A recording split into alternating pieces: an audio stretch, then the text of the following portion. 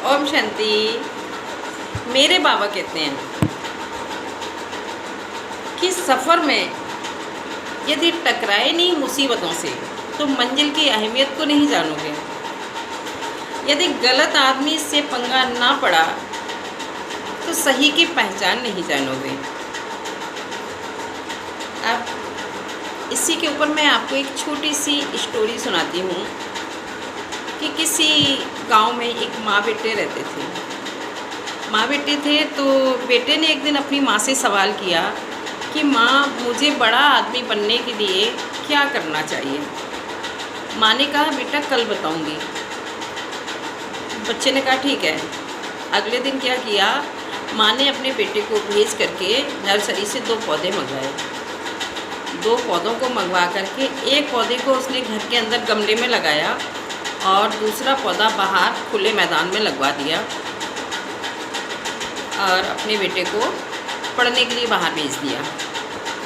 उसके बाद क्या हुआ, 1 साल 6 महीने के बाद उसका बेटा जब घर आया तो सबसे पहले उसने अपनी माँ से पूछा, माँ पौधा कितना बड़ा हो गया। तो उसकी माँ ने घर के अंदर जो पौधा लगा हुआ था उसको दिखाया कि बेटा हाँ अच्छा हो गया, बड़ा हो गया। उसने देखा पौधा अच्छा था, उसमें फूल भी खिल रहे थे और सुंदर लग रहा था, हरा भरा बड़ा। तो बड़ा खुश हो गया बेटा कि माँ ये पौधा तो बहुत सुंदर हो गया। उसके बाद माँ ने कहा, बेटा बाहर वाला पौधा भी देख कर आओ, वो कैसा हो गया। बाहर वाला पौधा तो बहुत विशाल हो गया था। तो उसने कहा, माँ बाहर का पौधा तो बहुत ही बड़ा हो गया, इससे भी बड़ा हो गया। तो उसने कहा हाँ बेटा। कहा ऐसा कैसे हो गया, दोनों पौधे साथ में लगे थे और आपने अंदर वाला इतना छोटा रह गया और बाहर का कितना बड़ा हो गया। तो माँ ने कहा, अंदर वाला जो पौधा है बड़ी सेफ्टी में रखा गया है, बड़ी केयर की गई उसकी। कहीं इस पर ज़्यादा तेज़ धूप ना लग जाए, कहीं ज़्यादा बारिश ना हो जाए, कहीं ज़्यादा सर्दी ना लग जाए। उसको सेफ्टी से रखा गया बचा के। अगर धूप आ गई तो उसको उठा के छाया में रख दिया। जैसे सर्दियों में वो ओस पड़ती है ना, तो उसको कपड़े से ढक दिया। उसकी बहुत सेफ्टी की गई। तो वो अपनी योग्यता अनुसार जितना बढ़ सकता था उतना बढ़ गया, फूल भी देने लगा, सब कुछ करने लगा। बाहर का पौधा जो था ना उसको खुले में छोड़ दिया गया। उसने है ना तेज़ बारिश को भी सहन किया, तेज़ धूप को भी सहन किया, तेज़ हवाएं व जो भी होता है उसने हर मुसीबत का सामना किया, तूफान से भी लड़ा और वो एक दिन सक्सेस हो गया।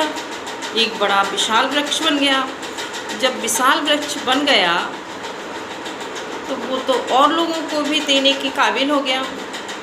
देखो कितनों को वृक्ष के नीचे छाया मिलती है, कितने पक्षियों को बैठने के लिए जगह मिलती है, घोंसला बनाते हैं, रहते हैं। तो जो गमले वाला पौधा क्या दे सकेगा, उसके पास तो एक लिमिटेड है। इसी प्रकार से हम अपने बच्चों के साथ करते हैं। हम अपने बच्चे को क्या करते हैं, बड़ी सेफ्टी में रखते हैं घर के अंदर कि बेटा ये नहीं खाना, बेटा यहाँ नहीं जाना, बेटा ये नहीं करना। इससे क्या होता है, हम उसको अपंग बना देते हैं क्योंकि हर जगह रोक टोक, हर जगह करना।